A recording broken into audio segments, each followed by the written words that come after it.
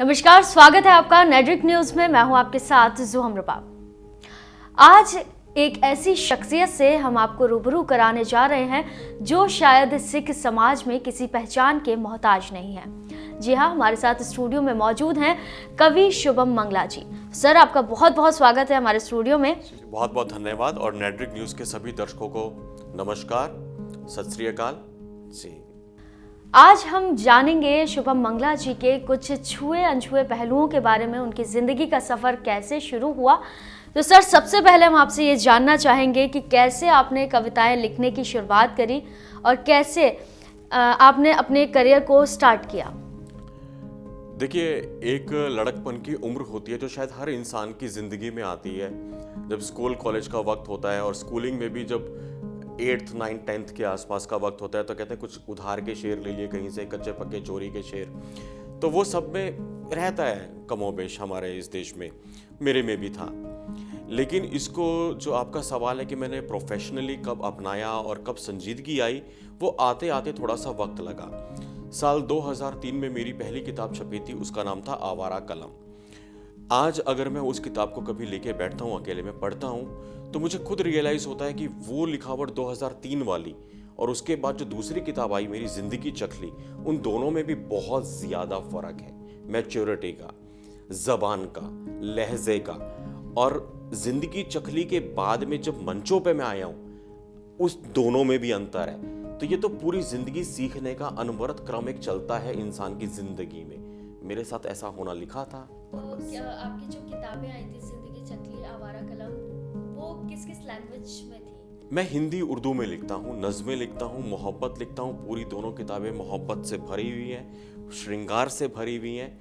और आज मंचों पे जब आप देखते हैं, मेरे वीडियोस देखते होंगे, तो वो शायद आपको अंगार की भाषा दिखती होगी, लेकिन किताबें मेरी दोनों श्रृंगार से भरी हुई हैं, हिंदी उर्दू नज़्में। तो ये कैसे चेंजेस जो हुए वो कैसे हुए कि पहले आप मोहब्बत, श्रृंगार और एकदम से आपने सिख समाज में एंट्री करी। सिख समाज के लिए आपने बहुत कुछ लिखा, गुरुद्वारों में जाकर आपने काव्य पाठ किया और छंद लिखे। तो उसके बारे में आप बताइए, ये बदलाव अचानक कैसे आया? ये बदलाव, इसके लिए मेरी एक माँ है, उसका नाम है राष्ट्रीय कवि संगम। जो पिता हैं उनका नाम है आदरणीय श्री जगदीश मित्तल जी। 15 नवंबर 2016, ये हर वर्ष 15 नवंबर को मैं आपके कैमरे के माध्यम से नेड्रिक न्यूज़ के सभी दर्शकों को बताना चाहता हूँ कि राष्ट्रीय कवि संगम एक ऐसा गुरुकुल है जो, मैं तो बहुत छोटा हूँ, बहुत छोटा भी, घुटनों के बल भी नहीं चल रहा हूँ। बड़े बड़े कवि जिनका नाम लेने में हमारी ज़बान लड़खड़ाती है, आदरणीय श्री हरिओम पवार जैसे शख्सियत जो इतनी साहित्य के स्तंभ हैं इस देश में, और उनके नीचे अब तो बाकी सारे नाम आ गए, वो उसी गुरुकुल से पढ़े हुए हैं। 15 नवंबर को हर साल वहाँ पे दस्तक नाम से कार्यक्रम होता है।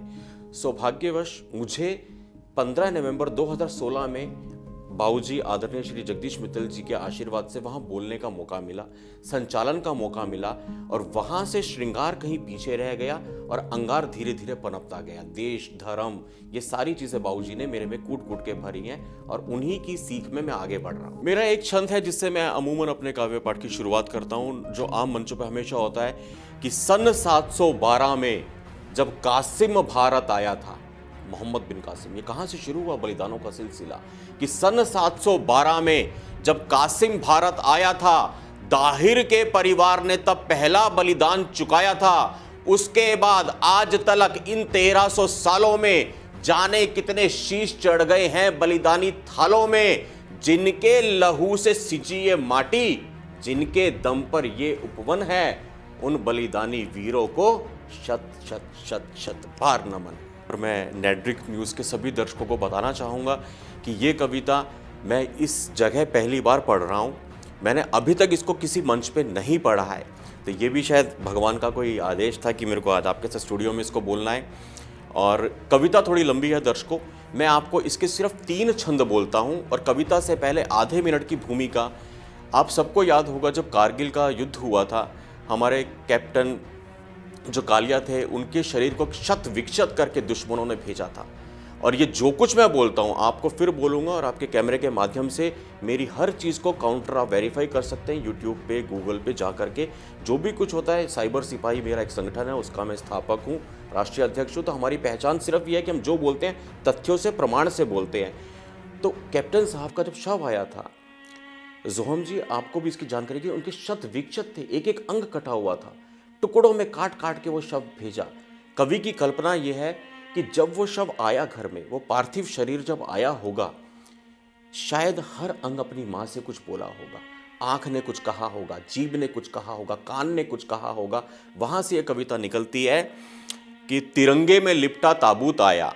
और मैं दर्शकों से माफ़ी चाहूँगा क्योंकि ये पहली बार पढ़ रहा हूँ और बिना पढ़े पढ़ रहा हूँ। अगर कुछ लाइन एक आधी इधर उधर तो मुझे क्षमा कीजिएगा, लेकिन बहुत जल्द आपको मंचों से कविता सुनने को मिलेंगी कि तिरंगे में लिपटा ताबूत आया, माँ का बलिदानी सपूत आया।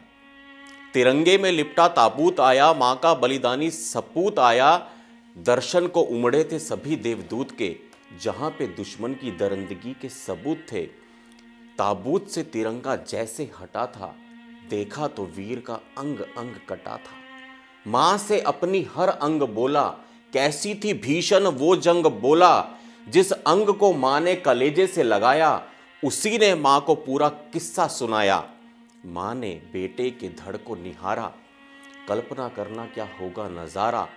दृश्य जिसने रख दिया सभी को झंझोड़कर, दृश्य जिसने रख दिया सभी को झंझोड़कर। शरीर पूरा बन नहीं सकता था, सारे टुकड़े जोड़कर। खून के छींटे अभी जमे नहीं थे और आंसू मां के थमे नहीं थे। पर रोती भी तो किससे लिपटकर, बेटा मिला था टुकड़ों में कटकर। पर रोती भी तो किससे लिपटकर, बेटा मिला था टुकड़ों में कटकर। मां ने अद्भुत साहस जुटाया। कल्पना कीजिए क्या किया होगा मां ने। मां ने अद्भुत साहस जुटाया, कटे गले को गले से लगाया। सिर्फ शीश कटा हुआ बेटे का, कटे गले को गले से लगाया। माथा चूमा बाल रोले, जो गले लिपटती मां से बोले, बचपन में तुझको याद है मां, मैं मास्क लगाता शैतानों के। बच्चे घर में सबके होते हैं, शरारत करते हैं, आपने भी हमने भी की है कि बचपन में तुझको याद है मां, मैं मास्क लगाता शैतानों के। आज मुझे पहचानेगी क्या, आंख नाक और बिन कानों के। सब काट दिया था दुश्मनों ने। आज मुझे पहचानेगी क्या, आंख नाक और बिन कानों के। मेरा एक एक अंग सताया, जल्लादों ने एक एक करके। पर तेरे वीर की उफ ना निकली, थक गए जालिम सब कुछ करके। मेरी बोहें तनी थी, जबड़ा कसा था और शत्रु का आरा रुका नहीं। पर शीश उठाकर गला कटाया, अंत तलक भी झुका नहीं। सारा सारा सारा सारा सारा गांव गर्वित था इस पूत के बलिदान पर। तभी पड़ी नजर बेटे के कटे हुए एक कान पर। ताबूत में कान अलग से कटा हुआ था।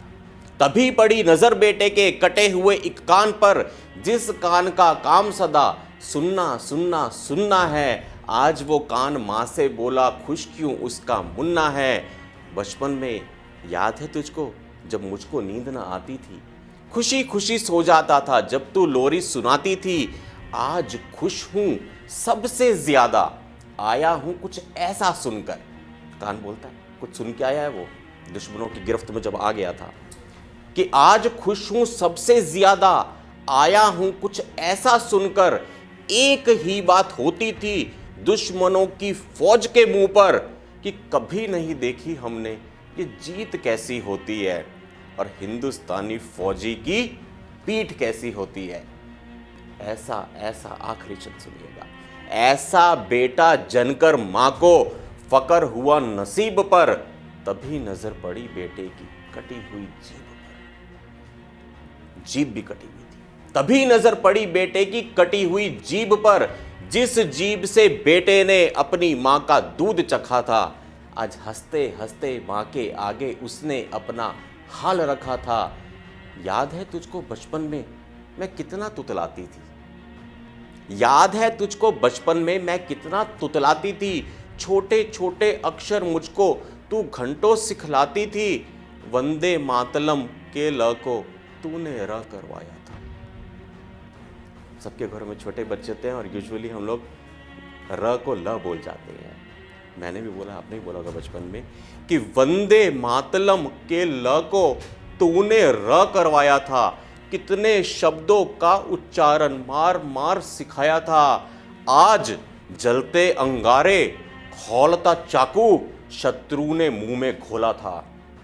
जलते अंगारे खौलता चाकू शत्रु ने मुंह में घोला था, फिर भी मां मैंने अंत समय तक वंदे मातरम बोला था। हाँ मां मैंने बिन तुतलाए वंदे मातरम बोला था। हाँ मैंने फिर भी अंत समय तक वंदे मातरम बोला था। अच्छा मां, आखिरी 4 पंक्तियां क्या कह के जाता है वो। अच्छा मां अब चलता हूं कर्ज चुकाकर इस माटी का। अच्छा मां अब चलता हूं कर्ज चुकाकर इस माटी का। सिलसिला यूं ही चलने देना बलिदानों की परिपाटी का। मेरी मेरी मेरी मेरी मेरी चिता की राख का टीका मुन्ने के माथे पे सजाना।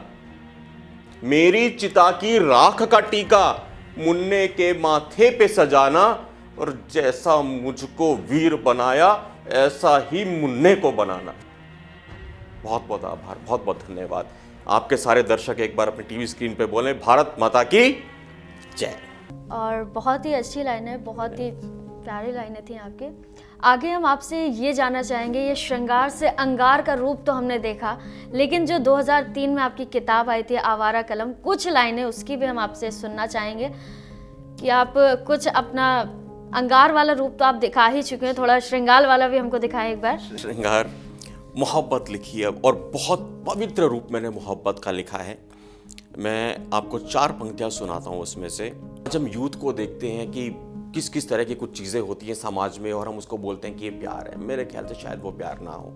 सबके अपने थिंकिंग है, सोच है, हो सकता है मैं सही हूँ गलत हूँ, पर शुभम ने प्यार को किस रूप में देखा है आपके दर्शक भी सुने।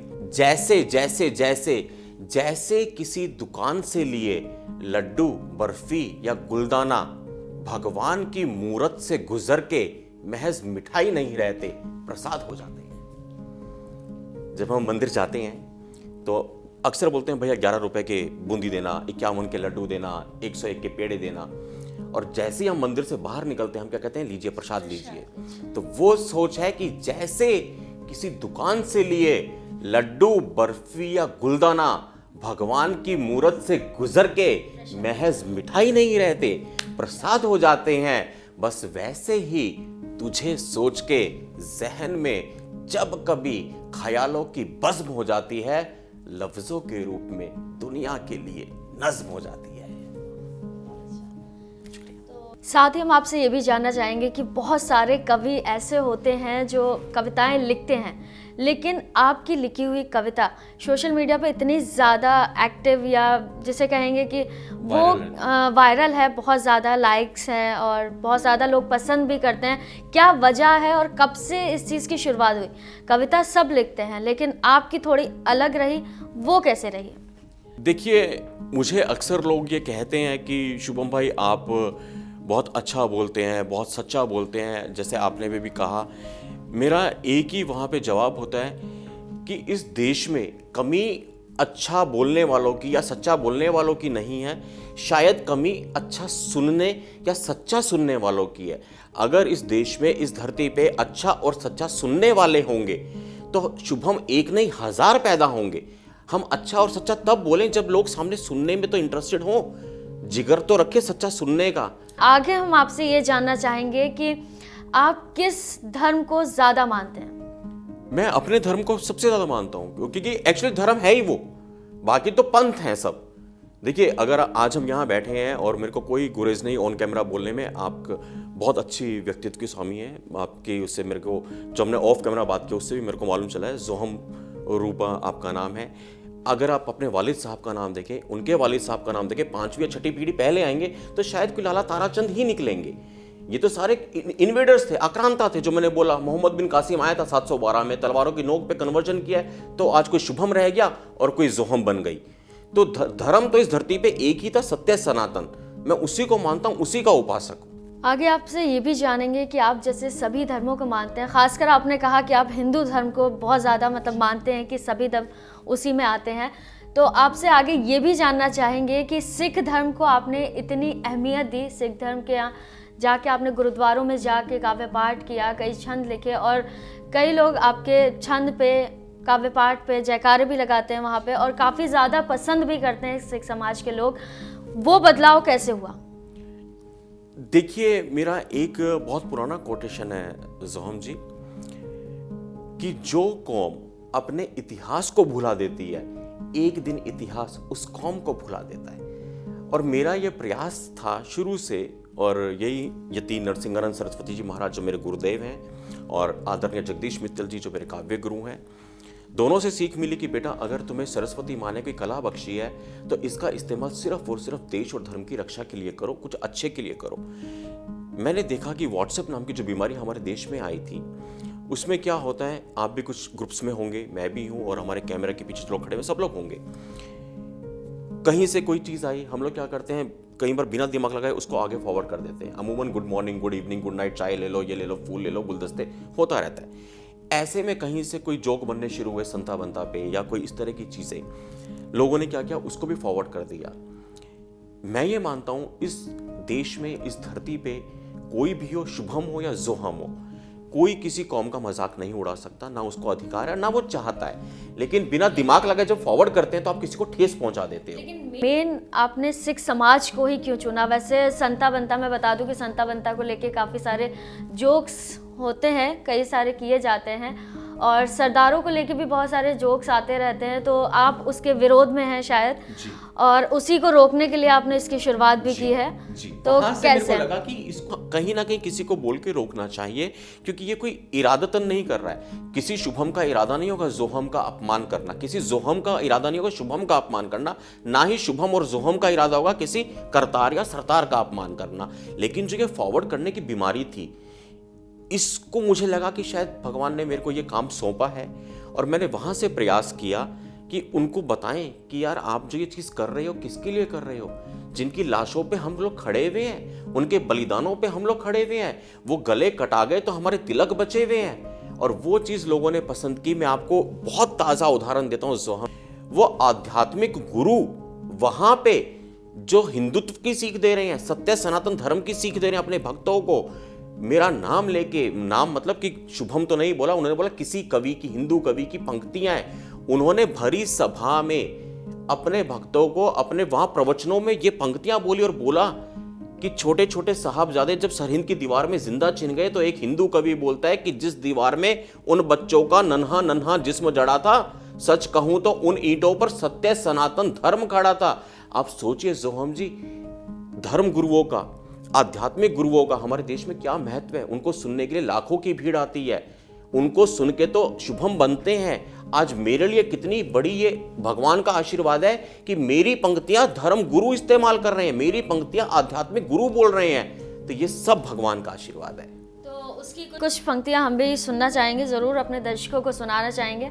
सिख समाज के लिए कई सारे गुरुद्वारों में पंक्तियां सुनाई गई हैं, और काफ़ी ज़्यादा लोगों ने पसंद भी किया है इन पंक्तियों को। तो शुभम जी, हम भी चाहेंगे कि आप कुछ पंक्तियां हमारे सामने भी प्रस्तुत करें। जी जरूर, मैं वो पंक्तियां रखता हूं, और सभी लोगों को फिर से एक बार बोलता हूं, अपने घर में मेरे साथ हाथ जोड़ के बोलेंगे, वाहेगुरु जी का खालसा, वाहेगुरु जी की फतेह।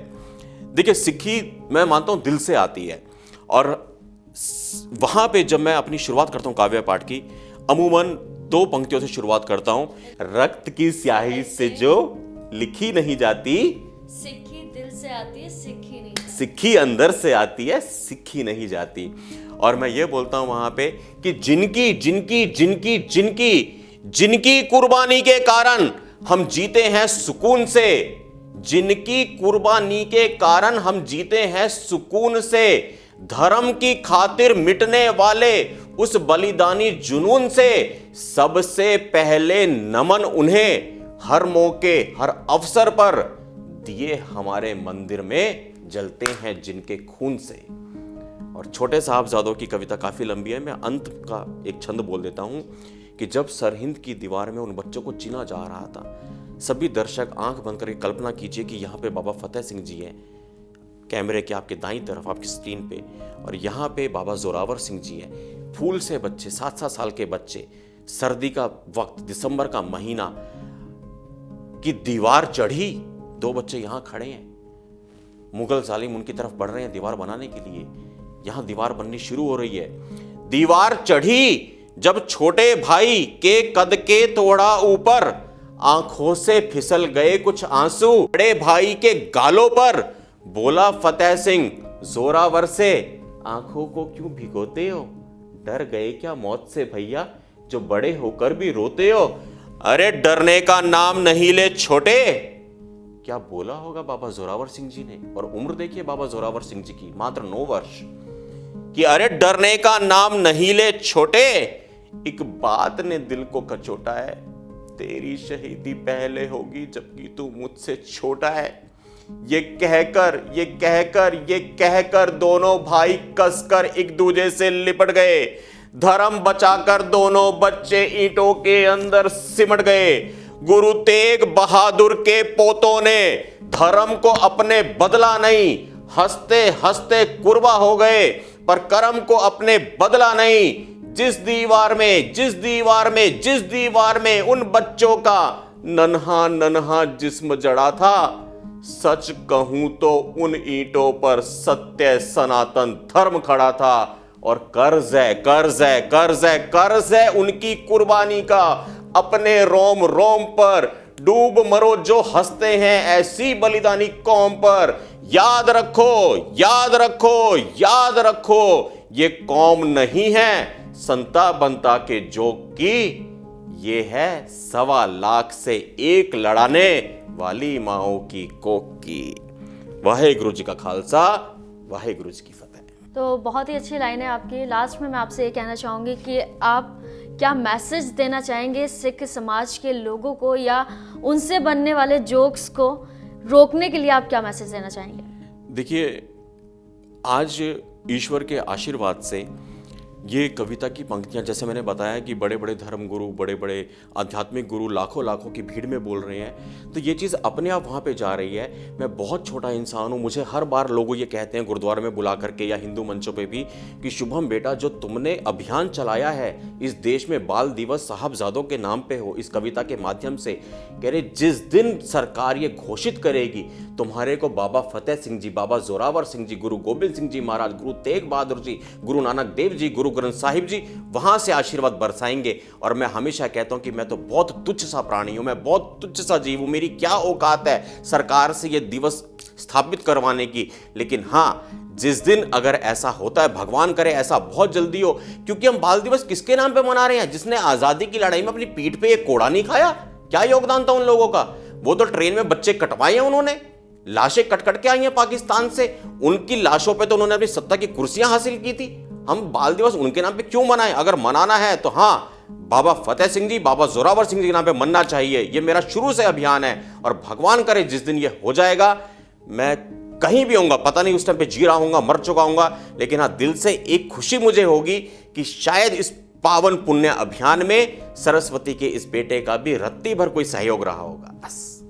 तो शुभम मंगला जी, हम आपसे आगे ये जानना चाहेंगे कि आपके, हमने सुना है बहुत सारे ऐसे वीडियोस हैं जिनको लेकर आपको जान से मारने की धमकियां तक मिली हैं, तो वो किस तरह के वीडियो थे? क्या उन वीडियो में आपने किसी अभद्र भाषा का उपयोग किया? किस वजह से आपको धमकियां मिल रही हैं? देखिए, मैंने आपको इंटरव्यू के शुरू में कहा था कि जो भी मैं बोलता हूँ प्रामाणिकता से और तथ्यों के साथ बोलता हूँ। शुभम मंगला एक खुली किताब है। अगर किसी से धमकी मिली है, जाहिर सी बात है कि वो चीज़ पब्लिक डोमेन में होगी। आप 1 रात लगा के, 2 रात लगा के, हफ्ते लगा के मेरे सारा प्रोफाइल छान लीजिए, कभी कोई अभद्र भाषा किसी के लिए नहीं बोली है। लेकिन हाँ, अगर मैं कभी औरंगजेब पे सवाल उठाऊं कविता के माध्यम से ही, वैसे कोई पर्सन मेरी दुश्मनी नहीं है, लेकिन हाँ, जब उन्होंने किया, मुगल आक्रांताओं ने इस देश में किया, फोर्सफुल कन्वर्जन हुआ है, ये बात मानते हैं, सबको पता है। 5वीं 6ठी पीढ़ी में आप खुद देखेंगे लाला ताराचंद जी आपके कोई पूर्वज निकलेंगे। तो ये चीज कुछ लोगों को शायद नहीं हजम होती होगी, तो उसमें था, लेकिन आज की तारीख में नहीं है। ये बहुत शुरू में था, ये 2013-14 के समय में था। अभी धमकियों का सिलसिला ऐसा नहीं है कि कोई जान से मारने के लिए कोई मेरे को कोई जान का खतरा है। ये शायद कोई एक इंटरव्यू रिलीज हुआ है और उसमें भी मैंने यही चीज बोली है। उस इंटरव्यू ने अपनी हेडिंग में ये लिख दिया कि शुभम मंगला को जान के से खतरा है या जान से मारने की धमकियां मिल रही है। वो मीडिया में एक टीआरपी का होता है, मैं जानता हूं, चैनल्स की अपनी मजबूरियां होती है, पर मैं आपके कैमरे में बोलता हूं, मेरे को ऐसा कोई जान का खतरा नहीं है। अरे छोटे छोटे बच्चे दीवार में चिन गए, वो तो एक बात अलग है, लेकिन सबसे पहले आपकी वीडियो कौन सी थी जिस पर आपको धमकी मिली थी? साइबर सिपाहीज के वीडियो थे वो। साइबर सिपाहीज में आपकी क्या पोस्ट है? मैं साइबर सिपाही का संस्थापक हूँ। साइबर सिपाही मेरी बनाई हुई एक छोटा सा प्रयास है, एक मिशन है, उसका राष्ट्रीय अध्यक्ष। तो उसमें आप किस तरह के मैसेजेस देते हैं? वो सब पब्लिक डोमेन में है, क्योंकि हमारा जो युद्ध था, जो साइबर स्पेस मेन है जिसमें हम बने हैं, हम लोग देश के मेन स्ट्रीम मीडिया को मॉनिटर करते हैं। अच्छा। देश का मेन स्ट्रीम मीडिया, जैसे मैंने आपको होली दिवाली वाला बताया था कि होली पे तो तुम्हें पानी की बर्बादी दिख रही है, वैसे तुम्हारा अगर सारे दिन चलते हैं, एसी वेसी चल रहे हैं, उसमें कुछ नहीं है। तुम्हारे को दिवाली के एक दिन के पटाखों से पेट में दर्द होता है? तुम्हारा मतलब मीडिया, जो मीडिया के लोग हैं, जो ये बोलते थे, ज्ञान बांटते हैं, सो कॉल्ड अपने आप को ज्यादा पढ़ा लिखा मान के कि नहीं नॉइस पोल्यूशन, एयर पोल्यूशन, हाँ मेरा कुत्ता डर गया पटाखे की आवाज से, और ये बात तुम ट्वीट कर रही हो मुर्गा खाते हुए, चिकन खाते हुए ट्वीट कर रहे हो कि तुम्हारा कुत्ता डर रहा है। वो जीव हत्या नहीं है, वो चिकन खा रहे हो तुम लोग, और कुत्ता डर गया तो वो तुम्हारे को डर लग गया पटाखे से। और नए साल पे क्या होता है, 31 दिसंबर पे रंगारंग आतिशबाजी, 220 मुल्कों में आतिशबाजी देखिए। तो इस तरह की बातें थी जो मैं आज भी सीना ठोक के बोलता हूं, इसमें कोई झूठ नहीं है।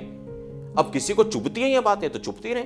अच्छा, ये सब धमकियां जो आपको मिली, उसके बाद आपके मन में क्या ख्याल आया कि इन सब चीज़ों को छोड़ना है या ऐसे इनको जारी रखना है, कविताओं को लिखते रहना है, क्या ये मैंने आपको बताया, ये सिलसिला 2013, 14, 15 का था। आज हम 2019 में इंटरव्यू कर रहे हैं, आपके साथ बैठा हूं। तो अगर छोड़ना होता तो आज मैं आपके साथ यहाँ होता ही नहीं। तो इसका जवाब आपके पास ही है कि शुभम जैसा था बिल्कुल वैसा है। जो मुझे मेरा धर्म सिखाता है, जो मुझे मेरे दोनों गुरु सिखाते हैं, जो मुझे मेरे माँ बाप ने सिखाया है, मैं उस सीख पे ईमानदारी से आगे बढ़ता रहूं, मेरा जीवन सफल हो जाएगा, बस इतना ही है। और आगे हम आपसे ये भी जानना चाहेंगे कि लव जिहाद को लेकर आपने एक वीडियो बनाई है, एक कविता है आपकी। वीडियो नहीं बने, हाँ कविता है मेरी, एक कविता है आपकी, तो उसको पहले हम सुनना चाहेंगे। हमारे दर्शकों को हम चाहेंगे कि आप सुनाएं ज़रूर कि लव जिहाद को लेकर जब आपकी इतनी फेमस कविता है तो लोगों ने उसको इतना क्यों पसंद किया। कुछ पंक्तियां जो मेरे को मोटी मोटी याद आ रही हैं। कुरुक्षेत्र की रणभूमि में जब अर्जुन विचलित होता है, कलमकार को, यहां से है कविता की, कलमकार को हर एक युग में कलम चलानी पड़ती है। कुरुक्षेत्र की रणभूमि में कलमकार को हर एक युग में कलम चलानी पड़ती है। कुरुक्षेत्र की रणभूमि में जब अर्जुन विचलित होता है, श्री कृष्ण को धर्म युद्ध की सीख सिखानी पड़ती है। हिम्मत दो, हिम्मत दो, हिम्मत दो, मुझको भी आज कुछ कड़वे सत्य कहने हैं। खतरे में है धर्म मेरा, खतरे में मेरी बहनें हैं। खतरे में है, खतरे में, खतरे में। और अंत में कुछ ऐसा बोलता है कवि इसमें, अंतिम 4 पंक्तियां, कि पूछेगा पूछेगा पूछेगा पूछेगा इतिहास भी एक दिन, धर्म का दोषी कौन रहा।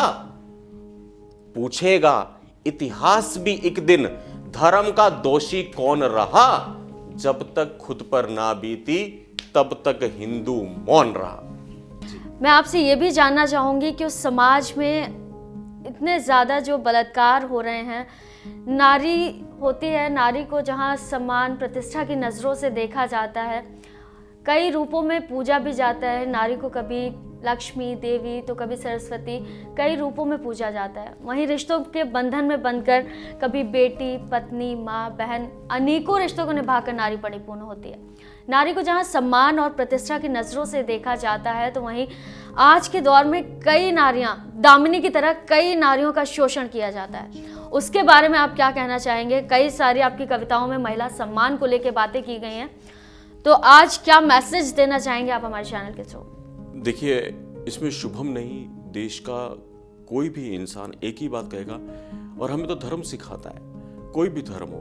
मैं सत्य सनातन की तो बात करता ही करता हूँ, मेरे ख्याल से हर जगह पे ये मेंशन किया हुआ है, बाकी तंजीमों में भी, कि देखिए नारी जो है पूजनीय हमारे लिए होती हैं हमेशा से। हमारे तो श्रीमद् भगवद गीता के कितने सारे श्लोक हैं। हमारे यहाँ तो भगवानों के नाम में देखो तो सीता राम, लक्ष्मी गणेश, पार्वती शंकर, सबसे पहले माता का दर्जा है, उनका स्थान होता है, ये पूजनीय है। लेकिन हाँ, जो आज समाज में हो रहा है वो बहुत बुरा है, उसमें कोई दो राय नहीं है इन सब चीज़ों में। और मैं क्या किसी से अपील करूँगा, इतने बड़े बड़े लोगों ने अपील की है, इतने बड़े बड़े महापुरुषों ने, महात्माओं ने, हमारे आदरणीय प्रधानमंत्री जी बेटी बचाओ बेटी पढ़ाओ अभियान चला रहे हैं, फिर भी ये सारी चीज़ें हो रही हैं। इसके लिए समाज को और सजग होना होगा, जागरूक होना होगा, और हमें अपने अंदर एक सोचना होगा कि यार कल को जो हम दूसरे के लिए कर रहे हैं हमारे साथ भी हो सकता है। तो अपने सबसे पहले खुद को सुधारना होगा हर इंसान को। जाते शुभम जी, हम आपसे 2 लाइनें महिलाओं के सम्मान के लिए भी सुनना चाहेंगे। आप कवि हैं, अच्छा लिखते हैं, तो कुछ लाइनें महिलाओं के लिए भी। देखिए, महिलाओं के लिए एक्चुअली औकात क्या है कि मैं उनके सम्मान में कुछ लिखूं। जिस देवी की हम पूजा करते हैं, महिलाओं के लिए तो मैंने बहुत पहले मेरे को शायद 1999 2001 के करीब, आज से 18 साल पहले कुछ पंक्तियां लिखी थी। पंक्तियां मुझे बिल्कुल याद नहीं है, लेकिन वो थॉट ये था कि हम नारी को किस किस रूप में देखते हैं। नारी तो हमारे यहाँ पे, हम छोटे बच्चे होते हैं, माँ की कोख से पैदा होकर जब निकलते हैं, वो 9 महीना में पेट में रखती है, पालती है। उस दर्द को दुनिया में कौन महसूस कर सकता है? कोई बड़े से बड़ा कहते हैं कि बहादुर होते हैं, जवान होते हैं, ऐसे होते हैं, मर्द होते हैं। अरे आप एक बार को उस दर्द को महसूस तो करो। मुझे एक बार किडनी में स्टोन हुआ था, और जब वो इंजेक्शन लगे थे, वो पेन हुआ था, तब डॉक्टर ने बताया था कि यार ये पेन कुछ भी नहीं है। तब वो एक मेडिसिन याद नहीं आ रही है उसका, मेरे को इंजेक्शन लगा था। तब उन्होंने बताया कि ये वो पेन किलर होता है जो अमूमन प्रेगनेंसी के टाइम पे दिया जाता है। तब मैंने कल्पना करी थी क्या दर्द होता होगा वो, उसको आप तसव्वुर कीजिए। ये मजाक नहीं है, एक जीवित बच्चे को पेट के अंदर रखना 9 महीने, ये भगवान ने अगर किसी को चीज दी है, ये इतना बड़ा आशीर्वाद तो एक नारी को दिया है, कुछ सोच के दिया होगा। बहन के रूप में नारी है। हम रक्षा सूत्र बंधवाते हैं, हमारी कलाइयों पे राखी के धागे होते हैं, वो बहन है हमारी। वो पत्नी के रूप में होती है, पत्नी के रूप में पूरे परिवार को देखती है, आपको देखती है, बच्चों को देखती है, माता पिता को देखती है। वो किस किस रूप में कहाँ कहाँ पे साथ नहीं होती है। तो नारी के लिए तो जितना लिखा जाए, सातों सागर की स्याही कम पड़ जाएगी, सातों सागर की स्याही कम पड़ जाएगी। मैं फिर अपील करूंगा नेट्रिक न्यूज के सभी दर्शकों से कि आप इन चीजों पे गौर कीजिए, विचार कीजिए, और अगर एक भी दर्शक इस बात को सुन के अपनी किसी सोच में थोड़ा सा बदलाव लेके आता है, तो मैं जोहम जी के साथ साथ हमारे जिन्होंने मुझे यहाँ पे आमंत्रण दिया है, रीता तिवारी जी और नेट्रिक न्यूज की पूरी टीम को साधुवाद दूंगा कि आपने एक शुभ काम मेरे हाथों से करवा दिया। और नारी सम्मान में जो आज देश में दुर्दशा हो रही है, कृपया मैं हाथ जोड़ के आपसे विनती नहीं करता, भीख मांग लेता हूं कि इसमें थोड़ा सा परिवर्तन लाइए सोच में। सोच यहाँ पर हम थोड़ी सी आपकी भी जानना चाहेंगे कि जो बलात्कार हो रहे हैं, जो दुष्कर्म हो रहे हैं, कहीं ना कहीं उसकी वजह क्या है उसके पीछे? ये इतना व्यापक विषय है कि इस पे हम अलग से कभी बैठ सकते हैं। उसकी वजह, अब आप कोई बोले चोरी हो रही है, चोरी की क्या वजह है?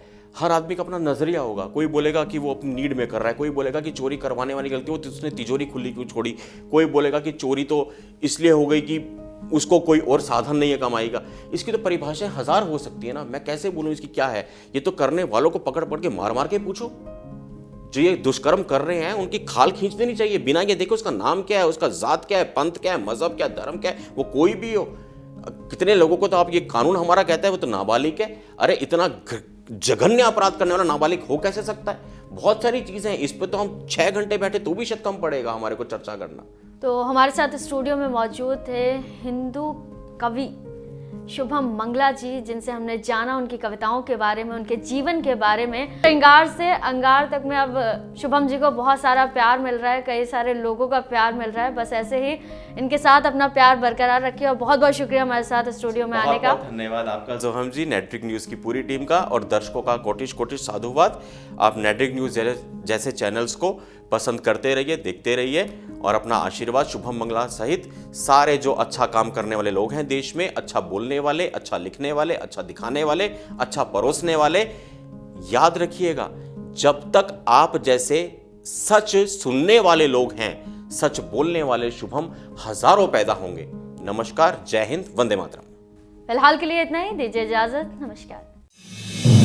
आप देख रहे हैं नेट्रिक न्यूज, साहस सच कहने का।